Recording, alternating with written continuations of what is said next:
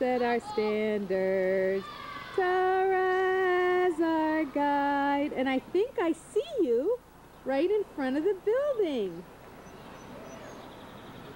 Hi, Sean. This is the shul where we said Shmona Esrei maybe hundreds and hundreds of times over the years. But they got a beautiful new Aron HaKodesh in Hillel. And I'll give you a close-up. We never had it this good. There's the Ner Tamid. Here's the lobby. Remember Dizengoff up there?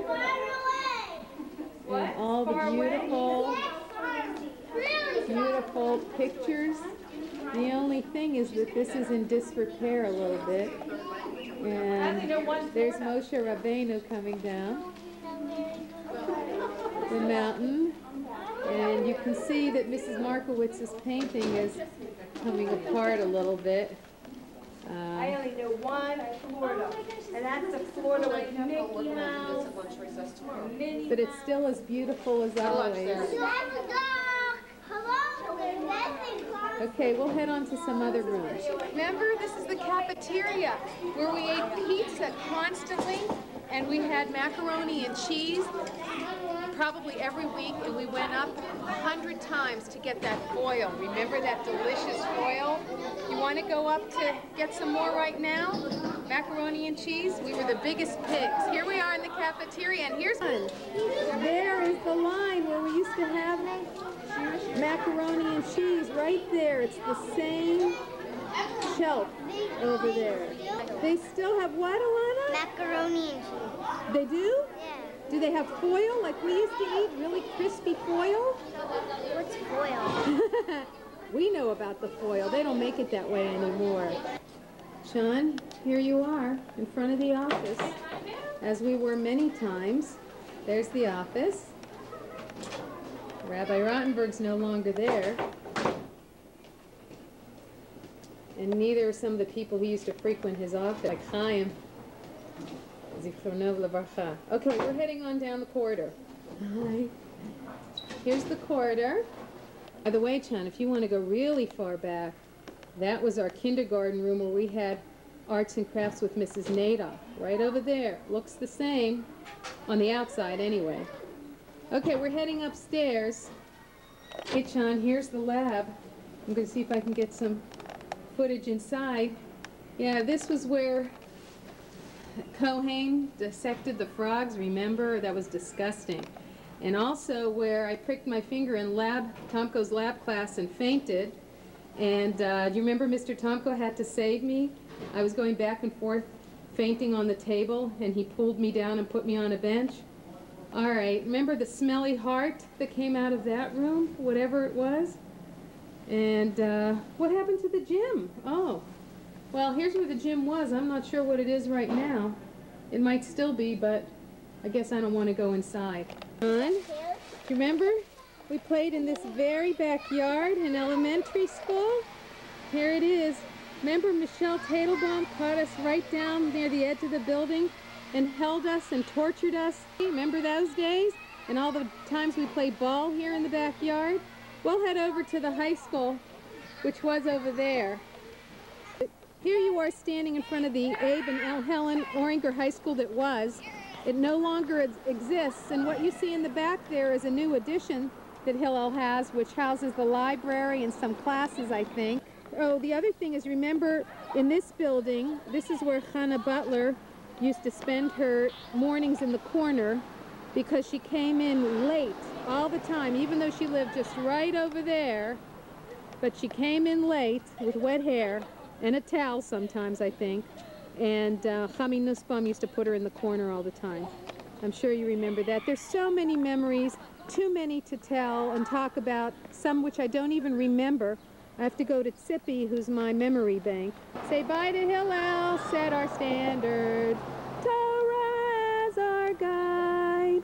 Everything that we learn here fills us all with pride, pride and understanding of our Jewish past, values that were taught us through our lives shall last. See ya. Yeah, and there was that story of your first bris that you did. Oh yeah, that was there too, right. In fact, I just did the last one yesterday at Port Center. How many does that make, Rabbi Nada? I'll tell you how much it makes because I just typed out a certificate. 4,273 or 74. Oh, unbelievable. You're an expert and I can do it with your eyes closed, I bet. Yeah, they wouldn't trust me to do it that way, but nearly. I'll tell you what happened was, we lived on Shady Avenue, and we had a tenant on the third floor, a mulatto, a woman, a very fine woman. She was the house cleaner for Dr. Tversky. And he started this. That was before Christmas. He asked her to please put on all the electric currents, so he'd be able to hook up some decorations. We had two very large high pine trees in front of the house. And he, at night, he or somebody, he sent them, they hooked up Christmas trees and lights and Santa Clauses. My oldest daughter at that time, who's a grandmother many times over now, when she was about 5 or 6, walked outside to catch a school bus to yeshiva. The bus didn't come yet, so she came back to the house. And to her amazement, everything was lit up in front of the house. And she called us out. We were amazed. Then we had an idea who's behind us. Did he have Christmas carolers singing in front of your house too? Did he? Oh yeah. Well, we hired them. Salvation Army. You hired them? Yeah, we hired them. To sing where? And in front of Dr. Tversky's house. Right? And what happened was, he comes out to hear them. Some of them are his patients, and he had to invite them in for some tea. And the other thing was, we sent him a Christmas card with Yoshka stretched out, but we cut out the head and put his head back because he really resembled him.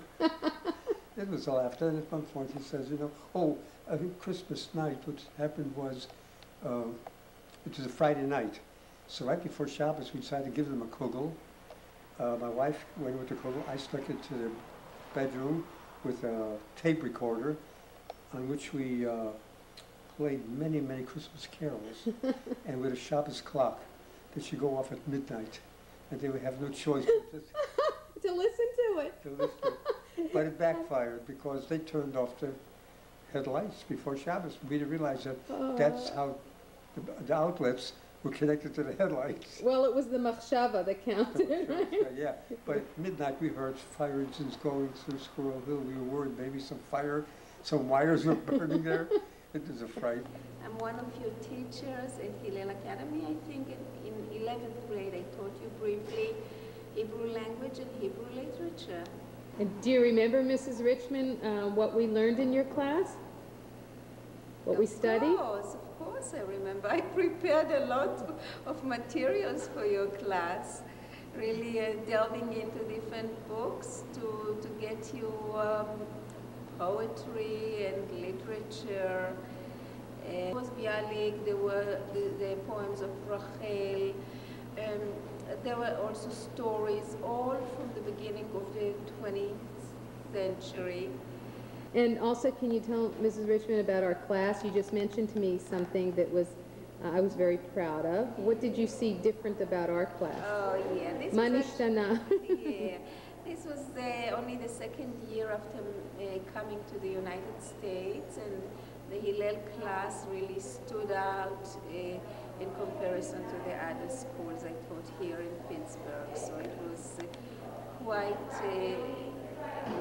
quite interesting and really heartwarming to see a group of girls who knew so much and were so interested and motivated, even though you were a very noisy bunch, but it was very very touchy. Well, thank you very much. Envelope, and we're going to put it in Mrs. Stern's mailbox before 12, the stroke of 12, or else we all flunk. So, oh my gosh! You just made it, a minute to 12.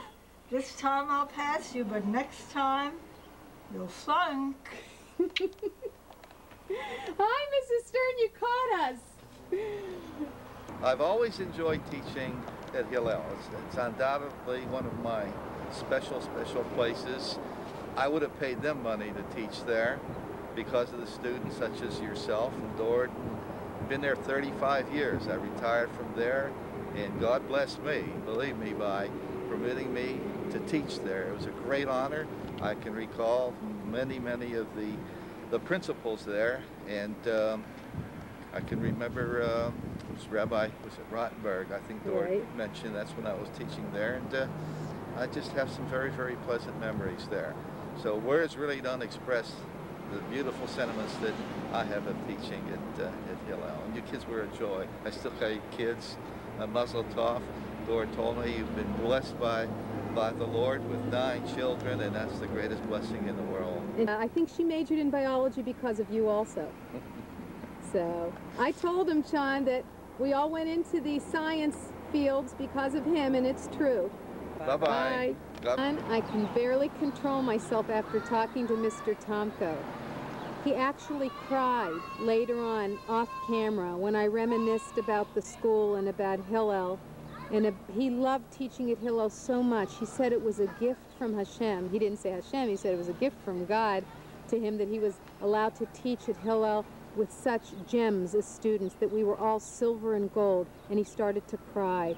I had such a high, and he had a high, from seeing each other and talking, and I told him he was an inspiration to all of us. Anyway, this is the site, I think, of Rabbi Leifer's old shul. If you remember, we were here at Simchas Torah. Actually, everybody was here at Simchas Torah. It was almost like the Mardi Gras in New Orleans. Remember everyone dancing on the streets till the wee hours of the morning. Sandy, any memories of our 8th grade trip? I remember the wonderful Woodner Hotel with the numerous swimming pools. I remember Rabbi Jacobowitz pretty much staying up all night to make sure that we all stayed in our respective rooms. And then we had such wonderful times at your house, at your pool. With, in fact, I remember going there opening night. David Cohen and I, we stiffed our friends to go to the pool because it was opening night. So, you know, our normal Saturday night crowd where we went bowling or whatever, we decided to say we had a prior engagement. And you went to Juliet's swimming pool. And we went, well, who else's pool? Who else had a pool in their backyard? Only Juliet. Only Juliet, that's right. Do you know whose house this is? This is the house of Brad, where a crime was committed upon my innocent self. What happened, Marcia? Well, I was ambushed as I was coming out of my house, tied up and gagged, and left abandoned on the porch, prone, lying on my back. Then they rang the doorbell and ran and left me there. I vaguely remember that Brad's father answered the door and took me into the house, cut me free. Oh, we're at the infamous Weinroth's house on the 3rd floor and the place of the pool. Do you remember when we were seniors and it seemed like the boys were getting away with so much and we really couldn't stand it? So one morning, instead of reporting to our usual classes with the rabbis, we decided to take a little stroll down to the Weinroth pool and take a dip. As we came back, at that point I think all of us had hair like down to here, super straight. As soon as we get back to the building, we are summoned to the principal's office. And as you know, our principal, Rabbi Rothenberg, had a pretty fierce bark. And as we're walking in with our heads dripping, he goes, "All right, you mangy females, where were you this morning?" And we gave him our most innocent look, saying, "This morning in class." And he said, "Come on, what were you doing this morning?" We said, "Nothing, we were here, we don't know what you're talking about." Hopefully we've been forgiven for our lies. But hi, do you know me? It's Ben. I had my 50th birthday on December 16th. And you know what I got for my 50th birthday?